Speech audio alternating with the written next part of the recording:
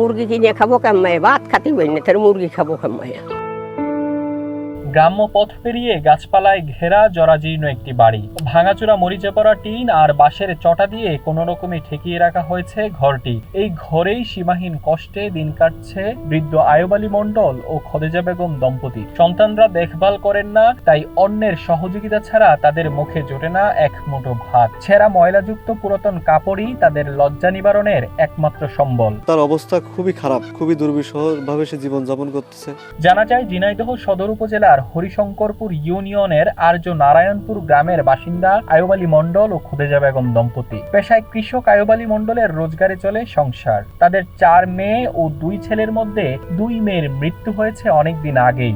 গরিব ঘরে বিয়ে হওয়ায় জীবিত 2 মেয়েও বাবা মাকে তেমন সহযোগিতা করতে পারেন না। আর 2 ছেলে কয়েক বছর আগেই বৃদ্ধ বাবা মাকে ফেলে গ্রামের অন্যত্র বাড়ি করে বসবাস করছেন। 2 ছেলের কেউই যোগাযোগ রাখেন না বৃদ্ধ বাবা মায়ের সাথে। সাল পাল যার মতন শেষে চলে গেছে, আমরা কোনো রকম চালাই খাই, পাড়ার মানুষও দেখে। বয়সের ভারে রোগ বাসা বেঁধেছে শতবর্ষী বৃদ্ধ আয়ুব আলীর শরীরে। হারিয়েছেন কাজ করার শক্তি। একটি হুইল চেয়ার আর বৃদ্ধা স্ত্রী তার চলার একমাত্র সম্বল। স্ত্রী খদিজা বেগমও বয়সের ভারে ঠিকমতো চলাচল করতে পারেন না। তবুও ভালোবাসার টানে স্বামীকে যথাসম্ভব সেবা করার চেষ্টা করেন তিনি। তবে আশেপাশের মানুষ তাদের সহযোগিতা না করলে চুলায় আগুন জ্বলে না। জরাজীর্ণ ঘরে বৃষ্টির সময় পানি পড়ে। সম্পদ বলতে জরাজীর্ণ ঘর ও খুপড়ি রান্নাঘর ছাড়া নেই তেমন কিছুই। আর জায়গা যে জায়গাটুক ছিল বেছে, সেই জায়গাটুক হইল তারা আমার বস্তি দেশে থাই। আমরা বৃদ্ধ এই দম্পতি চ্যানেল 1-কে জানান তাদের সীমাহীন কষ্টের কথা।